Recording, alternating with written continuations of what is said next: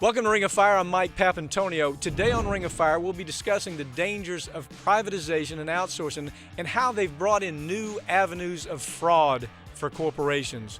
We'll tell you about former AIG CEO Hank Greenberg's lawsuit against the government for helping his company avoid bankruptcy, if you can imagine. And we'll explain how Rand Paul is trying to rebuild the GOP in his own image.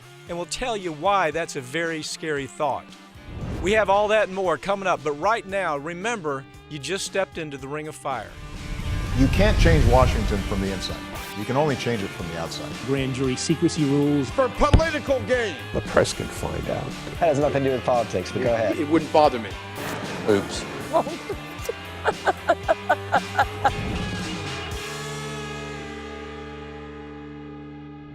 Following the collapse of 2008, AIG was one of the companies that received a massive government bailout to prevent them from going under.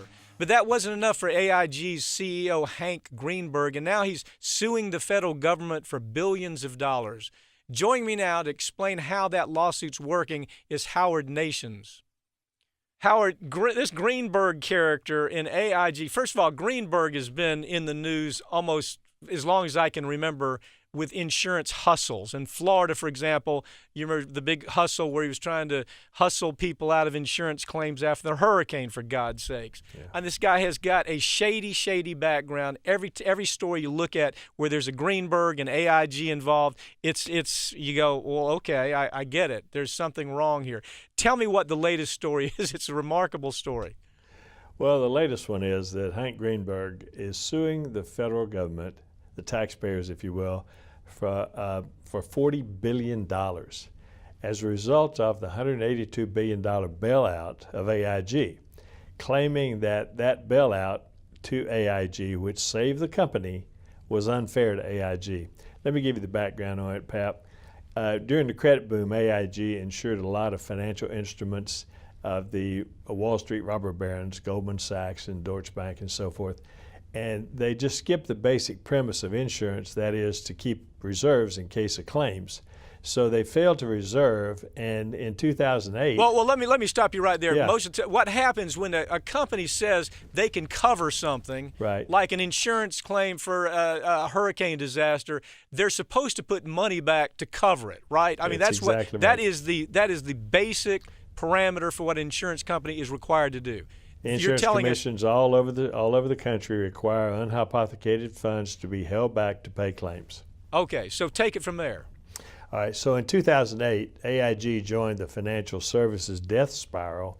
They had billions of dollars in losses by their insureds, but they couldn't pay those claims because they hadn't reserved adequately. They had their credit rating cut, they couldn't raise money, and AIG was functionally bankrupt. Their stock value dropped to $5.7 billion, and Bernanke says that they were days away from failure. He also let me see that. I saw Daily Beast. I saw the same story covered in Daily Beast, and that Bernanke scenario where Bernanke is saying, were these people basically saying, are they brain dead? Don't they say they're going bankrupt? Don't they see they're going bankrupt? What is it that they don't understand? How bad a shape were they in? Well, he testified. This trial is ongoing right now, Pap. It's going in D.C. right now. And Bernanke testified that AIG was disconnected from reality. They thought it was a temporary problem when, in fact, they were days away from failing. But they decided that AIG was the classic case of too big to fail, because bankruptcy requires a write-down of losses by all sorts of major corporations, because most of the world's financial institutions were doing business with AIG. The write-offs during the crisis, in effect, would have been if AIG collapses, the economy collapses. So the Fed came up with a solution. They bailed out AIG, taxpayer money. They paid them that were paid to the companies that were their insureds, like Goldman Sachs and Deutsche Bank and others. They paid off the claims that they made against AIG. And then what was it, $180 billion? $182 billion. And in exchange, the Fed demanded interest at 14%, less than bank credit cards, 80% ownership of AIG. So here's what they did. $182 billion bailout, which was secured by $4.7 billion worth of stock. Real ripoff, huh? And now these are the terms that Greenberg is suing over. The Fed basically saved AIG, and Greenberg's suing them for it. What is Greenberg? First of all, our friend and associate David Boies, of all people, is defending, is actually going forward with this lawsuit. God, I hope David's being paid a lot of money by Greenberg.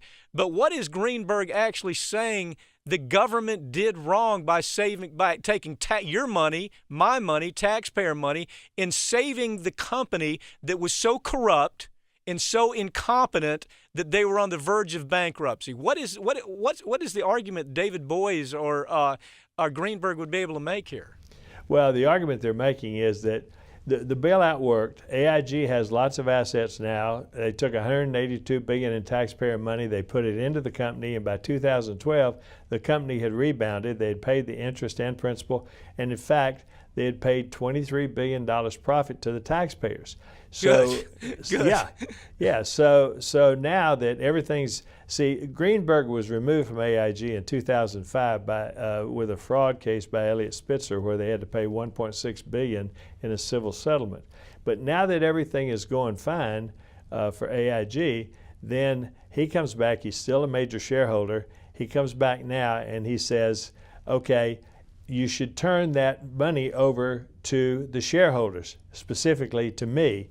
So he's got a $40 billion frivolous lawsuit, and he's got David Boies, who was the attorney for Gore when the Supreme Court appointed Bush president. He's got him representing him. David's a great lawyer. But here's an interesting thing about this. This is not the first robber baron lawsuit. This is one of more than 20 of this type of lawsuits been filed, Pap. The Freddie Mac and Freddie Mae. In other words, let me stop you right there. Yeah. The robber baron lawsuit is all of these thugs who would have gone bankrupt, just like any other mom and pop operation. They were incompetent. They were criminal. They were stupid in every regard. They ran their company into the ground.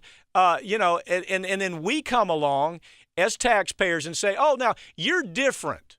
You're different than a mom and pop operation, so we're going to make sure we can cover your incompetence." So now these same incompetent robber baron thugs are going back to court, like Greenberg. You say there's more of them besides Greenberg. There are. The Chamber of Commerce robber baron theory on this is that taxpayers should provide guaranteed profits. They should ignore manipulation of the markets to ensure those profits. The richest 1% are entitled to unlimited financial privilege in exchange for heavy political contributions.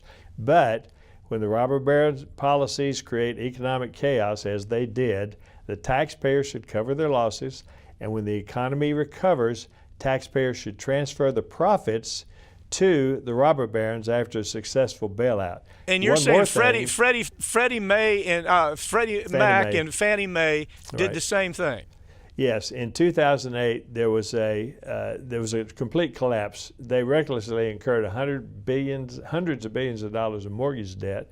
They also were on the verge of bankruptcy. They were too big to fail, and because the banks owned, the robber barons owned hundreds of billions of dollars of their bonds. So the taxpayer bailed them out. They put them into conservatorship. They were taken over by the Federal Housing Finance Agency, and the taxpayers paid $188 billion for them. In exchange, they issued preferred stock to Treasury at 10% dividend, but they were on the verge of default in 2012. So Treasury went in and said, "Okay, from now on, you're paying all your profits to Treasury." The housing market recovered, and they made profit. To date, they've paid $218 billion on $188 billion worth of loans. So now that it's all flourishing and they're profitable, these hedge fund managers went out and bought the Fannie Mae and Freddie Mac stock. Now they file suit. They're contending the government should turn over ownership to them, but the government should continue to guarantee the debts. This is important. On October 1st, the same day the AIG trial began, Judge Royce Lamberth, who's a Reagan appointee, dismissed that Freddie Mac Fannie Mae lawsuit on summary judgment. No jury, dismissed it as a matter of law. Well, okay, so that's something that should be happening. As I listen, I don't see a lot of distinction here in the Greenberg, the big Greenberg lie here. But what I find so amazing as I read this story, think of all the publicity that the McDonald's coffee cup, hot coffee, think of all the publicity that got, which was a drop in the bucket. Here we're talking about hundreds of billions of dollars being hustled from the American taxpayer, and the same criminals are coming back to the well now saying, you gave us hundreds of billions of dollars to save us from our own incompetent ignorance. Now we want you to give us more money, and that's barely a story. But nevertheless, we talked about the McDonald's hot coffee cup case forever, as if this was going to change the economics of America. What's your take on that? Well, my take is that these are exactly the same people. The Chamber of Commerce, the robber barons, and majorly the insurance companies, of which Greenberg was one of the biggest tort reformers there were, that led the charge on tort reform. And these are the same people who slammed the courthouse door on personal injury and wrongful death victims. And now they were screaming for tort reform. They got it activated by their legislative lapdogs, and now they own the court system. They've got it exactly where they want it. Their idea was to keep the courts available only for business litigation. So now they're filing these lawsuits. So if you're a multi-billionaire and the Chamber of Commerce strategy require feds to turn over public assets to private investors without any legitimate basis, litigation costs are nominal when you're a multi-billionaire. So why not take a shot? Yeah, you're not seeing these stories in I'm telling you, you're not seeing these stories in newspapers and in the big magazines. I love the quote that came from the Daily Beast. This is a story that was really well done in the Daily Beast. And he said what Hank Greenberg is doing is it's like a man dying of thirst in the desert, and he's suing the guy who rescued him because he was served tap water rather than Evian, and that is just about the attitude of this gray poupon crowd that continues to hustle American taxpayers for every dime they can get, while the Justice Department does nothing. Howard, thank you for joining me. Okay. My pleasure, Pap. There are countless dangers associated with fracking, including water pollution, air pollution, and even earthquakes. And now we can add another fatal consequence to that list: traffic accidents. And I have attorney Tom Crosley here to tell us how the two are related. Tom, it looks like the disaster that's been brought to Texas with the fracking industry just seems to never end. Now we're seeing that the number of deaths from highway fatalities directly related to fracking and the oil industry down there continues to skyrocket. Lay this story out for us just a little bit. It's a crazy story that the media seems to just be ignoring. Sure, Mike. In San Antonio, we are kind of the epicenter of the fracking boom in Texas. There's three major regions in Texas that have had a significant, and by significant I mean tenfold increase in heavy truck traffic through their regions. And the reason in San Antonio is the Eagle Ford Shale, which comprises about 23 counties, all in the south of San Antonio, but within about a 40-mile range. And so even before this shale boom, I-35, which is the vertical freeway that runs through Texas, was the heavy truck trafficked freeway in the nation because it was the gateway to Mexico and the gateway into Interstate 10 heading west and east, and also up to the north. But since 2009, we've had easily a tenfold increase in heavy truck traffic. I'll give you the reasons why. We have we're fracking this shale formation, and each well requires about 2,000 to 4,000 individual truck trips to bring in sand, water, chemicals, tools, and things of that nature. And this is a pretty rural area once you get a few dozen miles outside of the major metropolitan areas in Texas. In fact, the whole state is like that. Once you leave the big cities, you're in the country. And these are small country roads maintained frequently by local units of county government. These roads don't typically have shoulders. They weren't designed to carry heavy vehicle traffic. And what we've done essentially is to inject thousands of heavy truck trips onto these small county roads in these small communities that weren't prepared to handle this oil boom.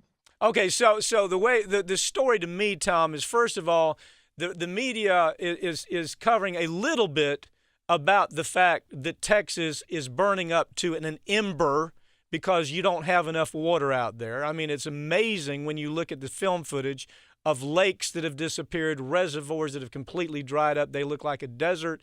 We know now that as that's happening, you're taking hundreds of millions of gallons a day, using it for the fracking industry while that very thing happens. We know also that the fracking industry is causing earthquakes down around that ridge between Texas and California. That's clear. They've talked to us about that. You have a governor who doesn't seem to understand that there is something called global climate change. You have a Governor Perry and legislature that seems so damn brain dead that they allow the oil industry to do whatever they want down there. And one of the stories to me that is underreported is you are killing people on the highways. Not only that, you're destroying your highways down there in Texas by having all this truck traffic going back and forth. I don't know, what is this? What's the coverage of these stories like out in Texas? Because the national media is not talking about it. Well, so it takes, unfortunately, a major catastrophe to enter the realm of everyday media in Texas. So what I mean by that in a trucking case is a triple fatality, a case that involves perhaps a van of school children or several well-known community members to be involved in a horrific or catastrophic accident before we get any major coverage. We do get, from time to time, there will be articles or exposés talking about some of the hidden costs of the oil boom. And all of those exposés talk about the increase in fatal accidents. We've had an increase, whereas the rest of the state has had a reduction in fatalities relating to traffic accidents by about 20%. The regions of the state covered by the oil boom have had an increase rather than a reduction by also about 20%. And if you talk to the people in these communities, on the one hand, they are thankful in some ways that they've got this economic boom, but they always ask, at what cost? What is the cost of this so-called progress that we're getting by the increase in oil play in these regions? And the cost for many is that they have, if they're not one of the property owners or they're not directly involved in the economic benefit from the increased drilling, then the cost becomes a dirtier community with more dangerous roadways. Well, Tom, one thing that I see in the story that I think is an interesting, Houston Chronicles covered this, and I just think it's remarkable that the police don't really do much about the fact that you have truckers and trucking industries directly related to the oil transport industry they're scrimping on safety issues. They're pushing deadline issues to where truckers are having to, they're having to work overtime. They're finding that many of these truckers are on speed or some type of amphetamine just so they can stay awake and keep driving. They're not inspecting the trucks that are destroying, literally, and tell me if I'm wrong about this, but what I'm seeing is they're destroying the roads that taxpayers are paying for in Texas. And so you have all of these things taking place, and there doesn't seem to be any will by the governor. Certainly, Perry's not going to do anything because he's just a lump. But your legislature doesn't seem intent on doing anything to try to turn this around. Am I getting that wrong, or is it just my imagination that your legislature it has no interest in actually changing any of this? Well, you've got to remember that there's some pretty powerful lobbies in place that affect our elected representatives. One of the biggest problems we have is just the lack of manpower on the ground to provide all the inspections and enforce all the rules. Because if you have the same number of inspectors, but you increase the truck traffic by a factor of 10, there's just no way for them to get to all those trucks or do all those inspections. Tom, do you from time to time see stories about the fact that the fracking water that's being dispersed around that area is actually infecting the aquifer, the drinking aquifer, like we're seeing up in Pennsylvania or other parts of the country where your children are drinking aquifer water that's been poisoned by fracking chemicals? Do you see those stories from time to time? We do see those stories from time to time, and I have not yet seen that enter our major aquifer that controls San Antonio, which is pretty well regulated. But I do see it. We have a lot of rural landowners that rely on water wells on their property as their major source of water supply. And so we see those stories from time to time relating to those rural landowners. Let me ask you this, Tom. We see stories. We also see stories every now and then. You'll see a story about a rancher is having to sell all of his cattle because there simply is not enough feed there. Everything is turned to desert. They have to get rid of their cattle. But at the same time that they're having to get rid of their cattle because of a lack of water, you are still supplying the oil industry with millions and millions of gallons of water. Is that accurate? Or, I mean, you drive through that area. Are there parts that look like desert wasteland at this point? Oh, absolutely. I mean, it's no secret that we are in a severe 5-year drought in this part of Texas. In fact, most of the state of Texas, certainly the western half and southern portion. And it's a problem in that it's market forces are at play that oil companies are able to divert water resources that would otherwise go to farming and ranching and put them instead to developing the energy play. Does there seem to be any recognition, Tom, that there is something called global climate change that probably more than likely every scientist in the world that's credible says is at play here? Does that seem to be just even a talking point out in Texas right now? Not even. I mean, we are in Texas and we are in the epicenter of this oil boom. And nobody's talking about global warming on a large scale, at least in my community. Yeah. Tom, thank you for joining us. I hope you can have an impact. You certainly are an effective lawyer down there. It sounds like some very good lawyering has to take place to change the way that oil companies are just doing irreparable harm to your citizens. So thank you for joining me, okay? You're welcome, Mike. Corporations are always looking for new avenues where they can defraud customers. One of the newest and largest industries where fraud's becoming common is the construction industry. I have attorney Mike Burg with me to tell us how that's happening. Mike, you know, I'm glad you can talk about this topic that we just don't hear enough about. You are one of the country's leading experts in construction litigation, defect litigation, and most people don't even know what that is. They live, say, in a condominium or they live in an apartment that has all types of structural problems. It may be pollution problems. It may be construction defect. It could be a whole host of problems that cause illness, causes death in many instances. And they never even hear that, gee, I can do something about this because I have I'm living in on a defective site. Tell us what defective site litigation is all about. Well, you know what? One of the problems we have here is that it's been worsened by the lack of unions. We used to have master plumbers, master electricians, master bricklayers, masonries, people who knew what they were doing. Those people are gone. Today, in the multifamily condos, in the single-family homes, you have people who are untrained. You have workers who do not know the proper way to make sure that these homes or these condos or multifamily units are put up correctly. And it goes from, water is one of the biggest problems you have is either you may have an envelope that's bad on the outside of a building, or you may have problems with the soils in which you may have, like we have here in Colorado, bentonite, or you may have soils in which houses shouldn't be built on. We see that in California. We see that in lots of states. Can I stop you right there? In other Absolutely. words, the reason that happens is because, along with a lack of union oversight, in other words, a union builder would be required to say, do we have the proper papers here? Have we looked at the right regulations? But what you're finding is as I follow your litigation here, is you're finding companies that are willing to build anywhere without any type of regulatory oversight, and they're building on contaminated soil.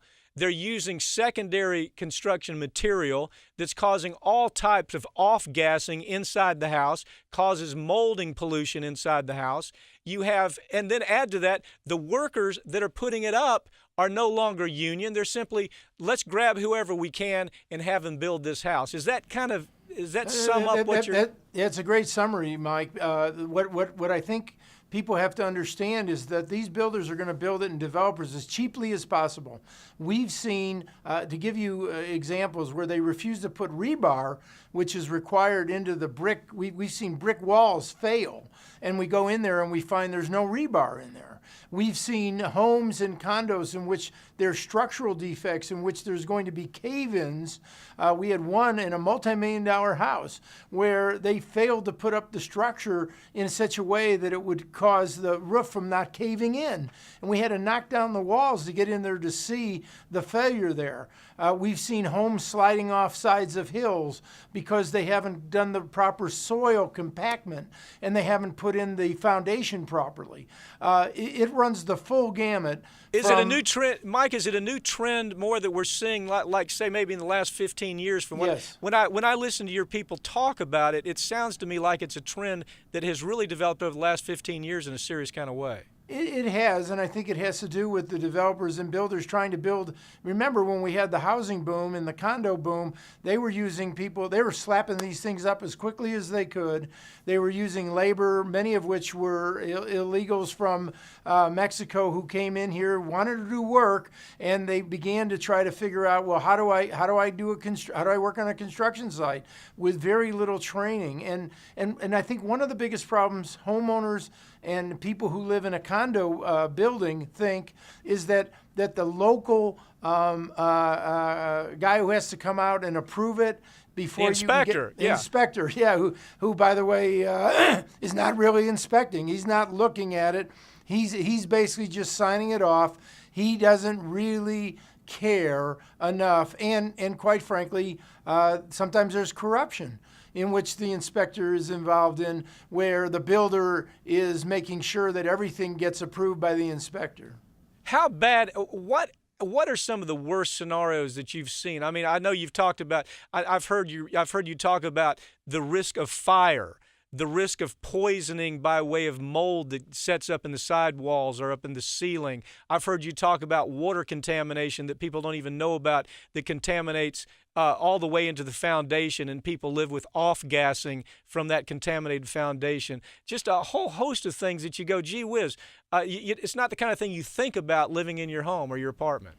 Well, yeah, all those things you mentioned are all true. One of the problems you may have is you may not have a fire prevention system that actually works.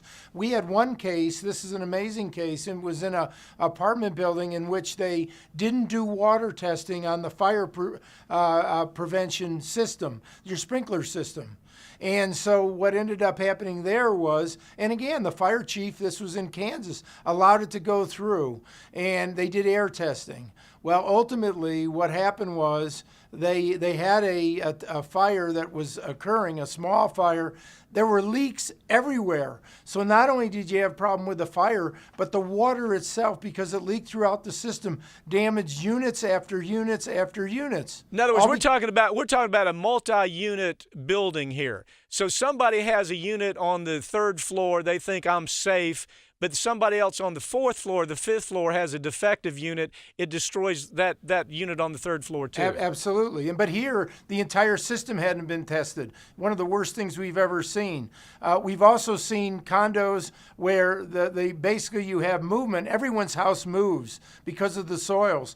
And here we have them where you can't even get through the doors. They go sideways, and you have collapses.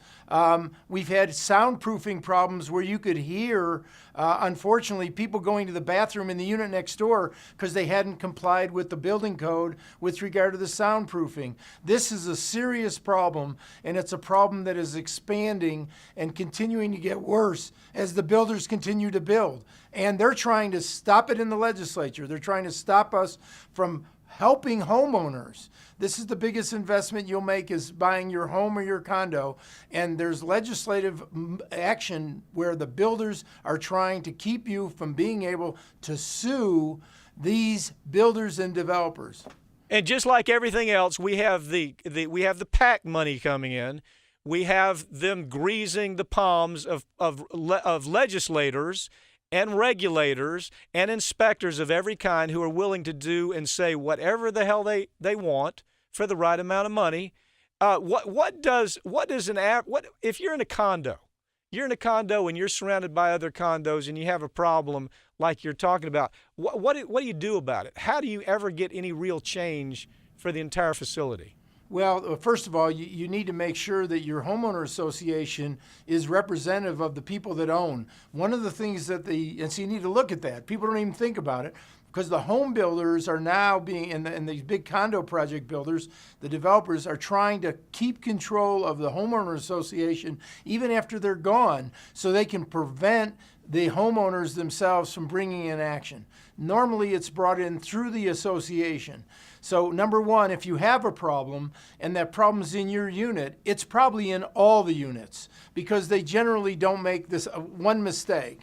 And so you got to talk to your neighbors and you got to get to your homeowners association, and then you got to bring in a law firm like ours or a law firm like yours who knows what they're doing in this, because it takes experts. It takes a firm that is financially in a position where they can hire the best experts, because again, you're going to have to fight these giant builders and their insurance companies to make sure that they do the repairs properly so you get what you paid for in your condo or in your home.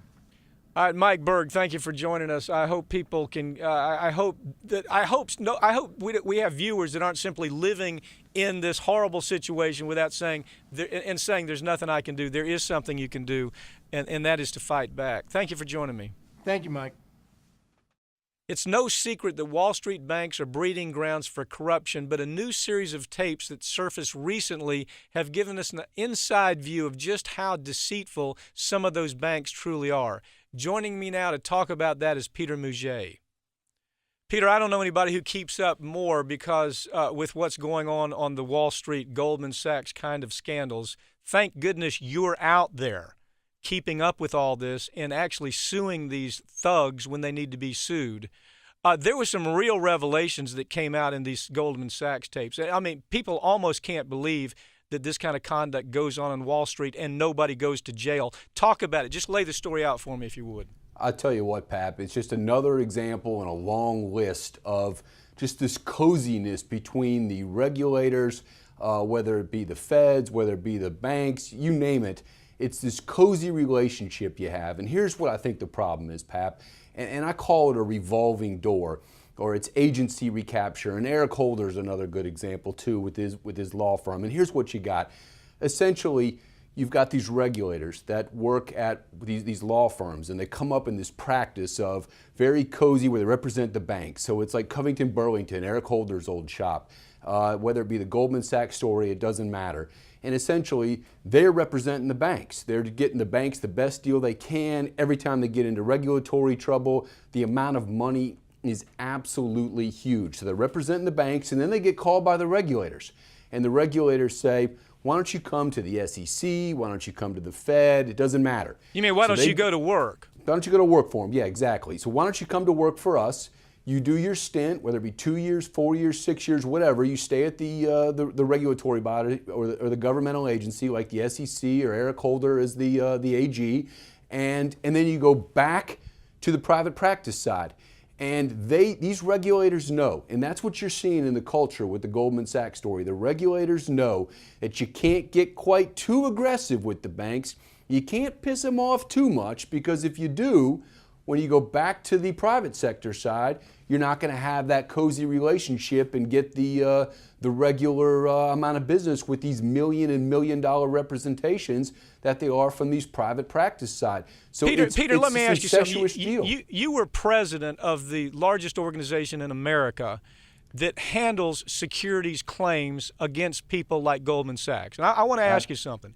When you tried, at any point, when you try to get help from the SEC or the Fed or the people who are supposed to be monitoring and regulating Wall Street, describe what happens with the average claimant out there. I'll tell you what, it's easy. The amount of work you get from the Fed side is absolutely zero, Pap. It's a goose egg. You don't get any help from them. They're always a day late. They're a dollar short. They're years and years behind the scheme. They're years and years behind the fraud.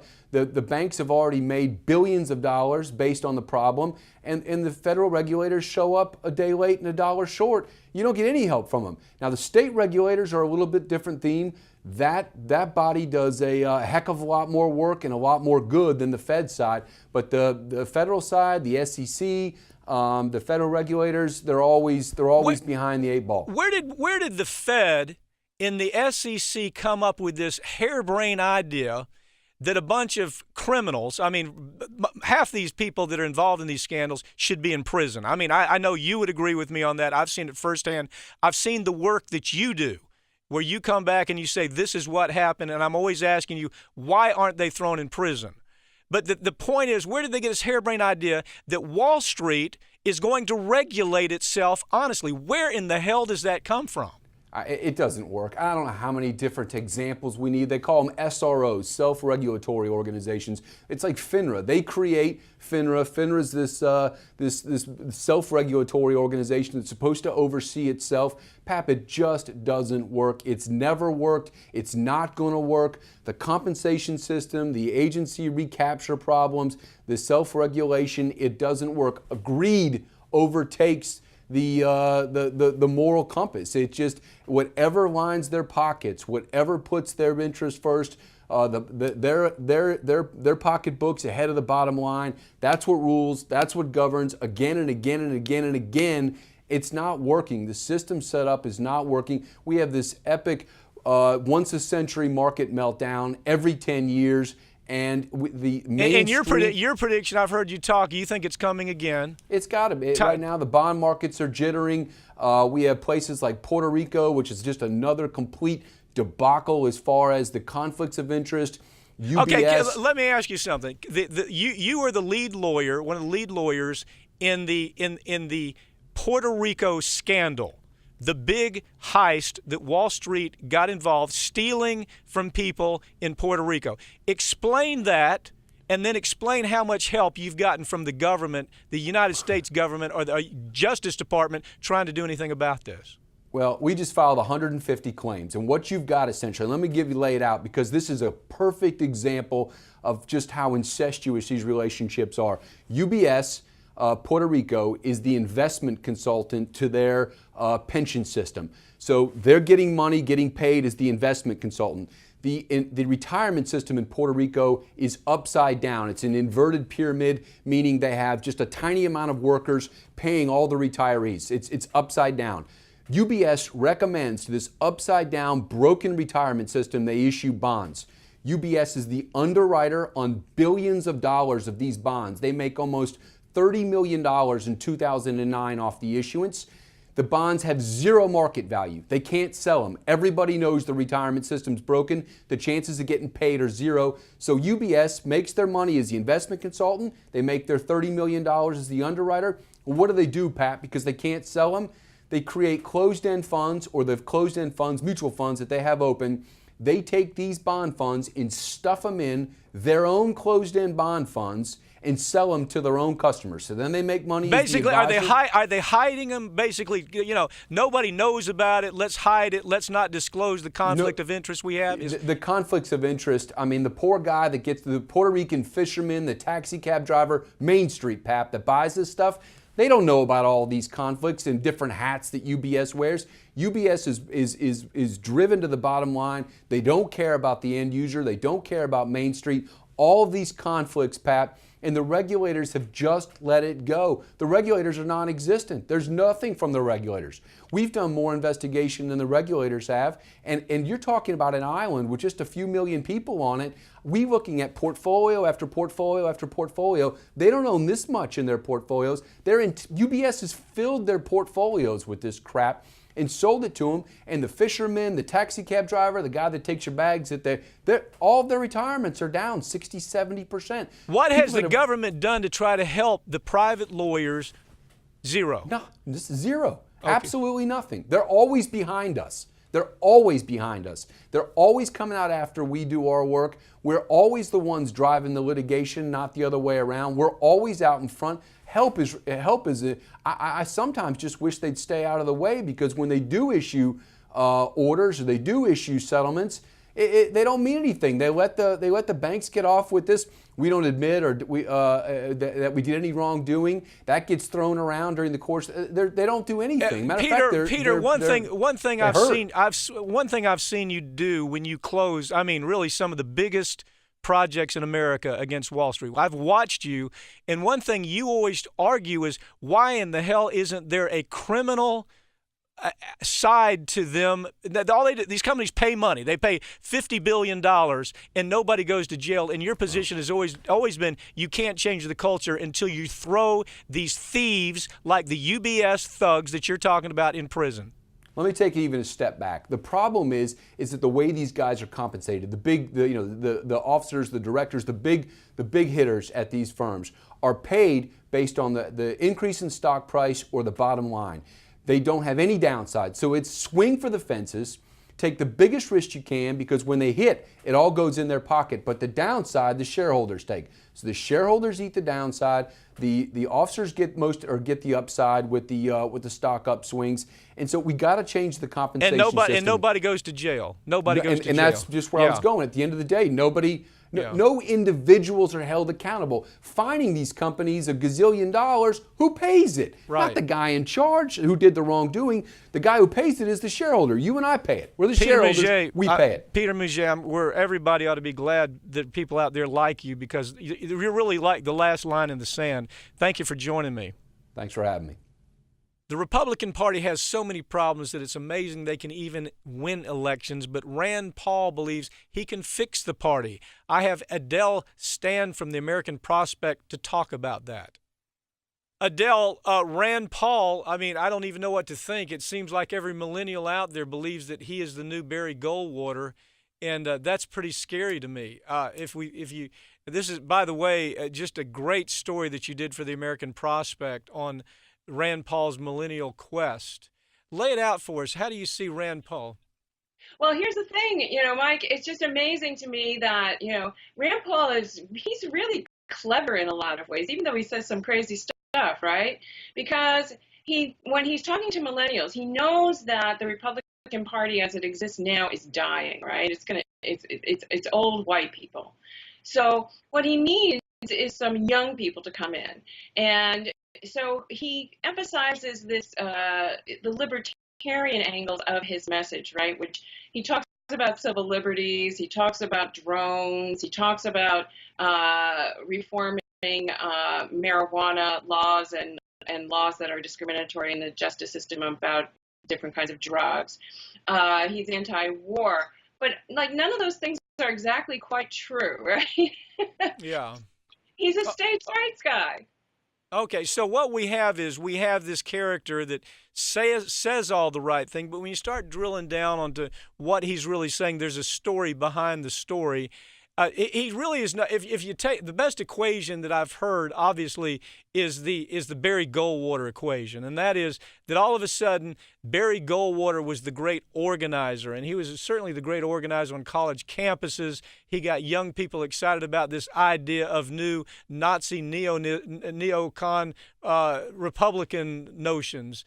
And so he was, I don't know how else to describe it. If you go back and look at some of the stuff he talked about, it's just remarkable. But kids on campuses, he sounded different. And he created the new neoconservative movement in America. And so your concern about Rand Paul seems to be very similar. Yeah, well, when you look at how Rand Paul is organizing, it really seems to be very much out of the Barry Goldwater playbook, which is what my piece in the American Prospect basically lays out. What Barry Goldwater did, and you have to remember, he was an insurgent candidate. He was a long shot candidate.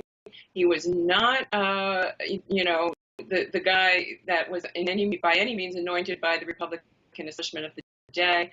But what he did was first of all, his partisans infiltrated the Young Republicans clubs on campuses throughout the nation. And they basically took over those clubs. Then they also also started their own, there was a breakaway movement from the Young Republicans that was even more specific to Goldwater, which was the Young Americans for Freedom. And once you organized all these kids and managed to get them seated as delegates at the convention and just organizing for people to turn out in the polls, you know, Barry Goldwater was able to pull it off. So Rand Paul, now you got to remember, his dad has been organizing for years with his quixotic presidential campaigns, and he does so through an organization called Young Americans for Liberty, which they claim to have outposts on 527 college campuses across the nation. Now, those numbers may be slightly inflated. It's hard to know. But you see that is what Rand Paul is doing. In fact, very significantly, I think a week or two ago, he was at University of South Carolina, South Carolina being an early primary state. And he was, had his pictures taken with a lot of tow-headed kids. But, he talks a big game about racial relations. He talks a big game about getting millennials in. But when you drill down and look at the millennials that he's likely to bring in, it's a very white contingent. Well, it's amazing to me when you go back, and I know you've done this. I've certainly done it. I've taken a look at what the splinter groups that came out of the Barry Goldwater years, what did they look like? And when I say it was Berlin 1936, I really am not exaggerating. I mean, you look at, it's not anti-race. It's not just anti-race. It's not just anti-social safety net. It's not let's bomb the hell out of everybody in the world that gets in our way. That was basically the platform of the splinter groups that came out of the Barry Goldwater years. Now, what do we expect out of the Rand Paul years? What are these millennials? What is it that they want to hear? What comes out as the splinter group from Rand Paul? Well, I think that, you're quite right about the Goldwater campaign in terms of, all the different groups that came out of it. If you look at it, really the whole of what we came to know as the new right came out of the Goldwater campaign, whether it was the religious right or the free marketeers or whatever. If you look at Rand Paul's campaign, I think what you're going to see is a new hybrid, a new hybridization of that old ideology, Mike, which, will have the free marketeer stuff. It will have language about civil liberties and freedom, but it will also have that states' rights basis. And if you look at who loves Rand Paul, it's a lot of young white guys, right? And that's because his ideology, in the end, only empowers young white guys. I mean, he's completely anti-choice. He opposes the public accommodation section of the Civil Rights Act. But he's doing these minority outreach things, these events that I think are really designed to ameliorate, to make him more palatable to a white millennial. Well, he's showing up at things like CPAC and the various Republican crazy talk sessions, and he's a rock star. I mean, if you think about it, he's a rock star. He has the same kind of numbers as Chris Christie, ahead of Ted Cruz. I mean, he is the new rock star out there for millennials, and it's only because, as you point out, it's not all millennials, but if you take a look at it, he has appeal from the kids that say, well, let's legalize marijuana everywhere. We don't want to be involved in any wars. We don't want any regulations. We want to do what the hell we want. And it's something that looks almost akin to anarchy. That is Rand Paul's appeal to that kind of narrow group of young millennial white kids. I mean, that's kind of what I see with it. I'm worried that that it's not that narrow, because what I feel, Mike, is that the Democrats have failed to step in and embrace some of the issues on which Rand Paul is correct, right? Whether it's... Well, how about Ferguson? You pointed out in your article that where the hell was Hillary? Yet Hillary Clinton sound asleep, while you got to let a guy like Rand Paul look like he's claiming the high ground on something like Ferguson. How does that happen, except for what you're explaining? The Democrats are dead at the wheel again. Yeah, exactly. I mean, the Democrats have been, kind of mealy mouthed on the NSA stuff. They've been, unwilling to take on the president in terms of getting involved in more foreign intervention. And particularly similarly with this criminal justice reform, I mean, Democrats may be working on it, but they're not stepping up and making the noise about it, because I think Democrats are just sort of terrified of being, classified as either weak or cowards or whatever. Rand Paul doesn't have that issue. He sees how the numbers play out for him, and he knows that if he's going to have to peel off little pieces of different constituencies in order to win. He's not going to win all of the evangelicals. He's not going to win all the millennials. He's going to have to peel off different slices of these constituencies, put them together in a new way in order to win. Yeah, you explain in your article that he's going to cobble together the Silicon Valley donors, the anti-tax Republicans, the privacy-driven millennials, and it makes perfect sense because if you watch what he's doing all along the way, he seems to be accomplishing that. Now, one quick question, about 15 seconds.